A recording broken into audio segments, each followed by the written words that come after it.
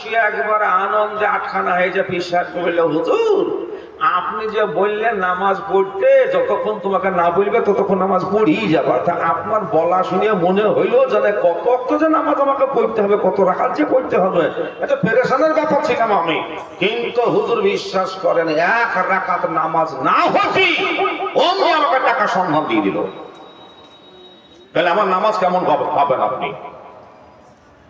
পীর সাহেব বলল হতভাগা, এই হতভাগা ফাটা কপালাওলা, আনন্দিত হয়েছো না? খুব আনন্দ করছো।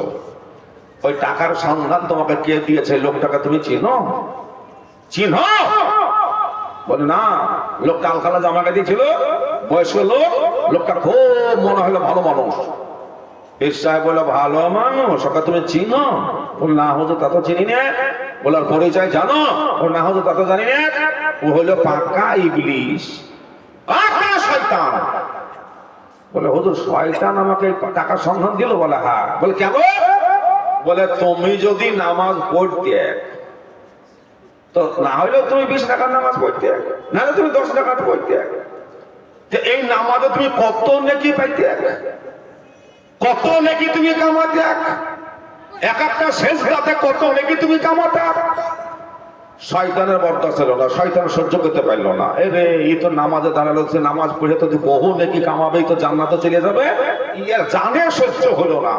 তাই তোমাকে টাকার সন্ধান না দিল, তোমাকে নেকি কামাতে দিল না। এবার তুমি টাকা নিয়ে দুনিয়াতে ফুর্তি করোগা, গুনাহ করোগা, লেচে বেড়াবো, আনন্দ করোগা, রিল্যাক্স করোগা, ও তোমাকে সাথে করে জাহান্নামে নিয়ে যাবে। ওই জন্য তোমাকে নামাজ পড়তে দিল না। কথা বুঝতে পারছো না? পারছো না? তোমাকে ভালোবেসে টাকা সন্ধান দেয়নি, তোকে জাহান নামে বানাবে, তাই তোকে টাকা সন্ধান দিয়ে দিয়েছে। তাহলে বুঝাইলো তো নাকি? বুঝে আসলো তো নাকি? ডাক্তারের কাছে কোন রোগী যদি যায় তো রোগীর যতই গোপনীয় রোগ হোক না কেন, যতই গোপন জায়গাতে হোক না কেন, ডাক্তারকে দেখাতে বলতে লজ্জা পায় না রোগীতে। কথা তাই না? ছোট বলো, লজ্জা পাই না। রুগী ডাক্তার দেখতে দেখতে ইচ্ছা করছে, ঠিক আছে ঠিক আছে ঠিক আছে আমি দেখেছি, ঠিক আছে ভালো সত্যি, না না একটু দেখেন না, লুঙ্গি তুইও দেখায় ভাইরে।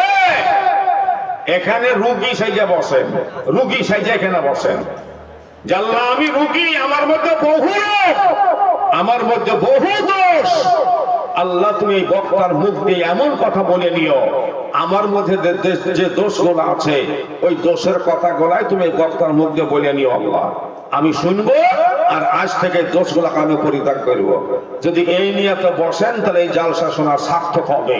আর যদি মনে করেন যে বক্তা যা যা বলছে সব আমার ঘাড়িতে পড়ছে, এই আমারই তো কথা বলছে, এই বক্তা মনে হয় আচ্ছা অন্য কিছু জানবে না, তাইলে কপাল পড়বে, বসতে মন যাবে না, শয়তান শুই যাবে, উঠ এখান থেকে, উঠ চক মেলাক্ষণ হলো চক এখান থেকে চক, ওদের যাবে বিড়ি খাইকে পান পান খাইকে চক। আবার অন্য বক্তা আসবে, তোমরা এসে টেস্ট করে বসবো, এই বক্তার গলাটা কেমন দেখবো একটু চক। আমি বলছিলাম বিশ্ব নবী মুহাম্মদ রাসূলুল্লাহ সাল্লাল্লাহু আলাইহি ওয়াসাল্লাম ইন্তেকালের পূর্বক্ষণে কাঁদছেন কাদের মায়ায়? ফাতেমার মায়ায়, ফাতেমার মায়ায়, হাসান হোসেনের মায়ায়। কাদের মায়া কাঁদছিলেন? উম্মতের মায়ায়। নবীর উম্মত কারা? আমরা, আমরা নবীর উম্মত। হ্যাঁ আমরা উম্মতই তো, উম্মতই তো আমরা। উম্মত শব্দের বাংলা অর্থ হলো দল। কি বললাম জোরে বলো?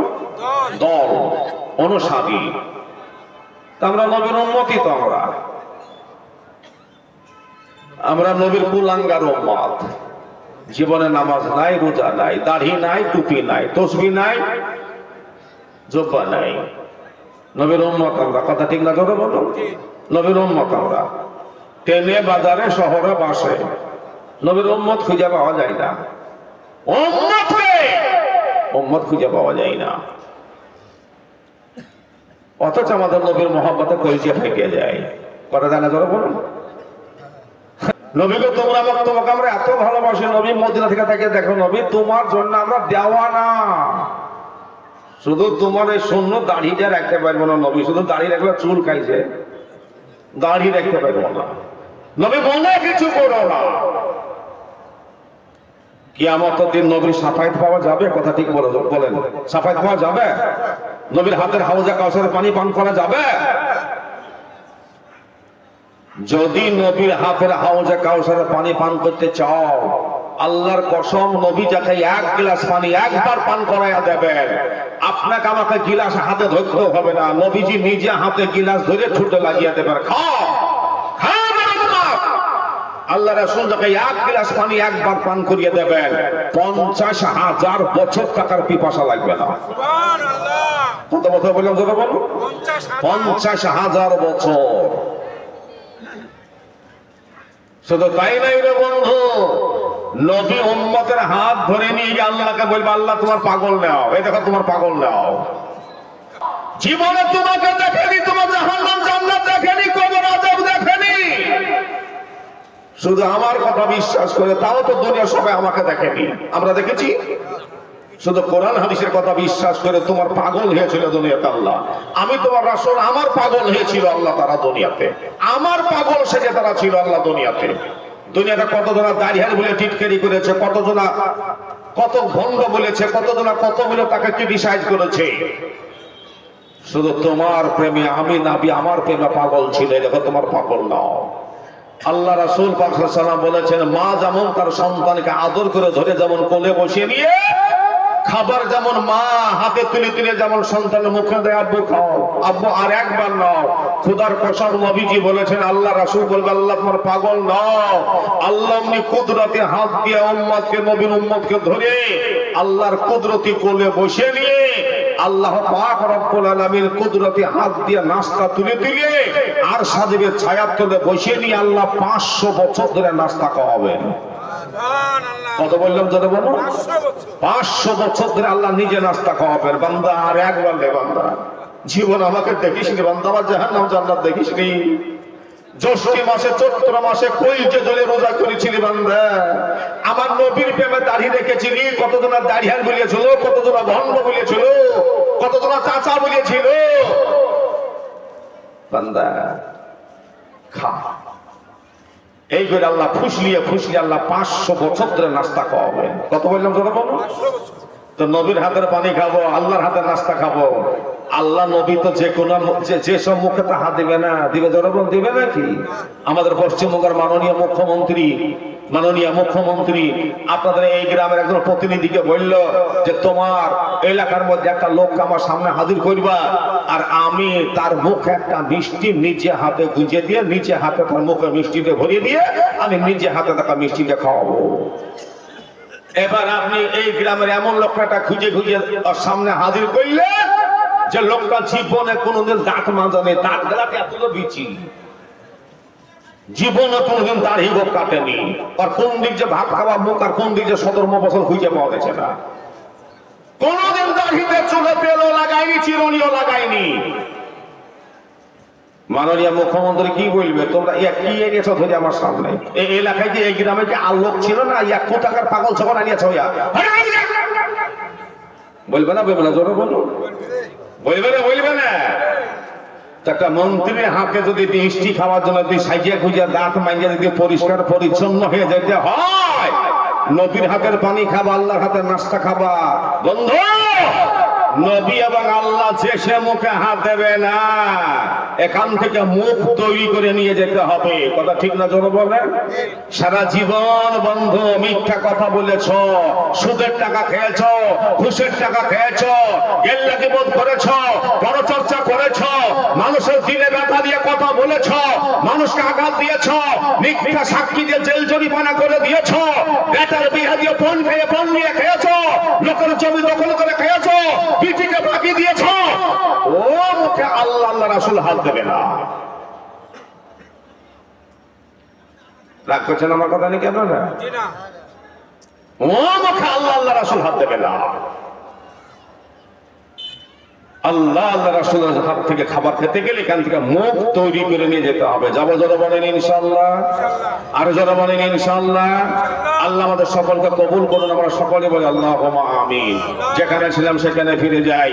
আল্লাহর নবী, বিশ্ব নবী মুহাম্মদুর রাসূলুল্লাহ সাল্লাল্লাহু তাআলা আলাইহি ওয়াসাল্লাম কাঁদছেন উম্মতের মায়ায়। কার মায়ায় জোরে বলো?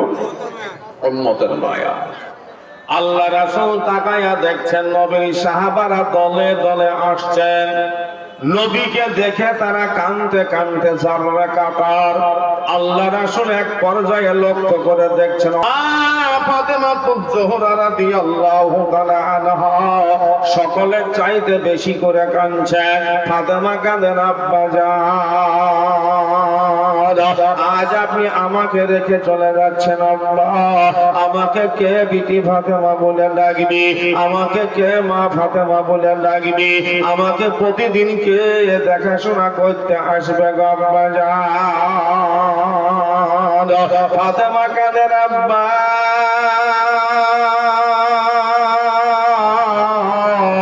আমার জনম দুঃখিনী মা খাদিজাতুল কুবরা রাদিয়াল্লাহু তাআলা আনহা ওই মক্কার মাটিতে ঘুমিয়ে আছেন গো আব্বা জান। আল্লাহ নবীর প্রথম বিবি হচ্ছেন মা খাদিজা। মা খাদিজাতুল কুবরা রাদিয়াল্লাহু তাআলা আনহা যখন মৃত্যু শয্যায় শায়িতা, আল্লাহ নবী খাদিজার মাথার কাছে বসে খাদিজার কপালের উপর রাখান এরকম করে হাত দিয়ে খাদিজার মুখ পানে টুক টুক করে নবী তাকাচ্ছেন। আল্লাহ নবীর দুই চোখের পানি কাল বেশে দাড়ি মোবারক ভিজে গেছে, দাড়ির পানি টোপে টোপে নবীর বুকের জামাতে পড়ছে। জোরে বলো সুবহানাল্লাহ। মা খাদিজাতুল কুবরা রাদিয়াল্লাহু তাআলা আনহা চিত হয়ে শুয়ে নবীজির মুখের দিকে টুক টুক করে তাকাচ্ছে। মা খাদিজার দুই চোখের পানি চওয়াল গড়ে গিয়ে বালিশে পড়তেছে, বালিশে ভিজে যাচ্ছে। মা খাদিজা দুখানা নড়ছে, কি যেন নবীকে বলতে চাইছে, কিন্তু কান্নার চোখে কথা বেরোচ্ছে না। আল্লাহ রাসূল বলেন, খাদিজা তুমি কি কিছু বলতে চাইছো আমাকে খাদিজা? মা খাদিজাতুল কুবরা রাদিয়াল্লাহু তাআলা আনহা বড় কষ্ট করে নবীর হাত দুখানাকে ধরে ফেটে কেঁদে উঠে বলে, রাসূল গো, নবীজি আজ আপনি আমাকে কথা দেন। বলে, কি কথা বলো খাদিজা? মা খাদিজাতুল কুবরা রাদিয়াল্লাহু তাআলা আনহা বলেন, নবী গো 40 বছর বয়সে আমার সমস্ত ধন সম্পত্তি আপনার পদতলে লুটিয়ে দিয়ে আপনাকে বিবাহ করেছি। 55 বছর বয়সে আপনার প্রতি ঈমান এনেছি গো নবী। আপনার সঙ্গে আমি সারাটা জীবন আমি সংসার করলাম। নবী জীবনে কোনোদিন আপনার কাছে কোনো জিনিসের জন্য আমি আবদার করিনি, কোনো অভিমান করিনি, কোনোদিন আপনার প্রতি আমি রাগ করিনি, অভিযোগ করিনি। আজ একটা আবদার করবো না, শোন আমার আবদার মানবেন। আল্লাহ রাসূল বলেন, খাদিজা যেদিন আমার মক্কার বুকে কেউ ছিল না, তুমি আমার পাশে এসে দাঁড়িয়েছিলে, সুখে দুঃখে ছিলে। বলো খাদিজা তুমি কি চাও, কি আবদার করবো বলো, আমি সব আবদার পুরা করতে প্রস্তুত আছি। মা খাদিজা কাঁদতে কাঁদতে বলে, নবী গো, আমার যখন মরণ হয়ে যাবে আমার পরনে যেন অন্য কোনো কাফন পরাবেন না। বলে, কি পরাবো বলো খাদিজা? মা খাদিজা বলে, নবী গো, আপনার গায়ে চাদর খানা দিয়ে আপনার পরনে লুঙ্গি খানা দিয়ে আমার কাফন বানাবে। বলো খাদিজা কেন কেন? মা খাদিজা বলে, নবীজি আপনার কাছ থেকে জাহান্নামের কথা শুনেছি, জান্নাতের কথাও শুনেছি গো রাসূল, আপনার জবান থেকে কবরের কথাও শুনেছি গো রাসূল। কবর বড় ভয়ঙ্কর জায়গা, কবর বড় সাংঘাতিক জায়গা গো রাসূল। মরণের পরে ওই ফাঁকা মাঠে জঙ্গলে বাসা বনে আমাকে একাই রেখে আসবে গো নবীজি। আমি অন্ধকার কবরে ওই ফাঁকা মাঠে মাটির নিচে আমি একাই অন্ধকার কবরে থাকতে পারবো না। আপনার গায়ে চাদর খানা দিয়ে আপনার পরনে লুঙ্গি খানা দিয়ে যদি আমার কাফন বানান, আপনার চাদরের সম্মানার্থে লুঙ্গির বরকতে আমাকে কবরে আযাব দিবে না। ও মুসলমান ভাইরা, বাবা জীবনেরা, ও মা বোনেরা গো, মা খাদিজাতুল কুবরা রাদিয়াল্লাহু তাআলা আনহা কি জীবন তিনি তৈরি করেছিলেন। দুনিয়াতে বেঁচে থাকতে স্বয়ং আল্লাহ খাদিজাকে সালাম দিয়েছেন। জোরে বলো সুবহানাল্লাহ। আল্লাহর সালাম প্রাপ্তা মহিলা হলেন মা খাদিজা। কিয়ামতের ময়দানে লক্ষ কোটি কোটি জান্নাতি নারীদের যিনি সর্দারিনী হবেন, ওই খাতুনে জান্নাত মা ফাতেমাতুল জোহরা রাদিয়াল্লাহু তাআলা আনহা, তিনার মা হলেন মা খাদিজা। কাল কিয়ামতের ময়দানে লক্ষ কোটি কোটি জান্নাতি যুবকদের যারা সর্দার হবেন, ওই হাসান আর হোসেন রাদিয়াল্লাহু তাআলা আনহুমা, তিনাদের নামই হলেন মা খাদিজা। ওই খাদিজা হওয়ার পর কবরকে কত ভয় করেছি, কবরের ভয়ে কত কাঁদা কেঁদেছে রে মুসলমান। আমরা হতভাগা, আমাদের মাথার চাঁদি থেকে পায়ের তালু পর্যন্ত গোটা শরীরটা গুনাতে মড়ানো, অথচ সেই কবরের ভয়ে আমাদের হৃদয় কাঁপে না। ওই কবরের ভয়ে আমাদের অন্তর কাঁদে না, ওই কবরের ভয়ে আমাদের দুফুটা চোখের পানি পড়ে না। আজকে বর্তমানে মুসলমানদের চলন দেখে বলন শুনে মনে হয় যেন মুসলমানরা কবরকে ভুলে গেছি, কবরের কথা মনে না। মুসলমান ভাইরা, যুবকেরা, ওই গরুস্থানের দিকে তাকায়া দেখো। এই জন্য তো কবি বলেছেন, রূপ যৌবনের যদি থাকে অহংকার, রূপ যৌবনের যদি থাকে অহংকার, গরুস্থানে গিয়ে দেখো হালকা থাকার। কত যে সুন্দরী নারী কবরে শুইয়া, কত যে সুন্দর যুবক কবরে শুইয়া, আর মাংস সব গেছে মাটিতে মিশিয়া। রূপের গরবে যারা গর্বিত ছিল, রূপের গরবে যারা গর্বিনী ছিল, তাহাদের রূপ দেখো মাটিতে খাইল। ও ভাইরা, বাবা জীবনেরা, ও মা বোনেরা, যুবতী বোনেরা, ওই গরুস্থানের দিকে তাকিয়ে দেখো গো। আমাদের চাইতে কত সুন্দর, কত সুন্দরী, কত যুবক, কত যুবতী, কত টাকাওয়ালা, কত বিল্ডিংওয়ালা, কত সই সম্পত্তিওয়ালা, কত বড় বড় পদের অধিকারী, চেয়ারের অধিকারী, বাংলা, বিহার, উড়িষ্যা, নবাব, সিরাজউদ্দৌলা পর্যন্ত ওই কবরের মাটিতে গুড়িয়ে গেছে রে মুসলমান। কবর বড় ভয়ঙ্কর জায়গা। ও মুসলমান ভাইরা, এখানে যত মানুষ আমার সম্মুখে বসে আছেন, ওই অন্ধকার কবরে কারো আব্বা চলে গেছে, কারো জনম দুঃখিনী মা চলে গেছে, দাদু দাদি নানা নানি অনেকের চলে গেছে রে ভাই। যেই দিন থেকে এই জালসার ডেটটা নির্ধারিত হয়েছে, ওই দিন থেকে এলাকার সমস্ত কবরবাসীরা চাতক পাখির মতন তাকিয়ে আছে। ধরো বলো সুবহানাল্লাহ।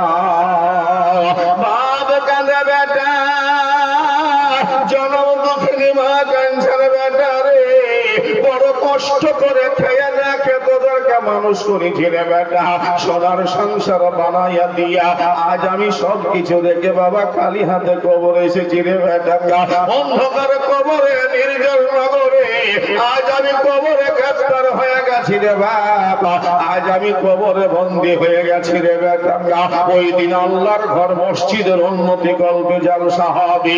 আমার কোন দরদি বেটা আছো, আমার কোন দরদিনী বিটি আছো, আমার কোন দরদিনী নাতিপুতি আছো না, এটা আমার নামে আল্লাহর ঘর মসজিদে দান দিয়ে শত শত মানুষ নিয়ে একটু দোয়া করিয়ে নিবি রে বাবা।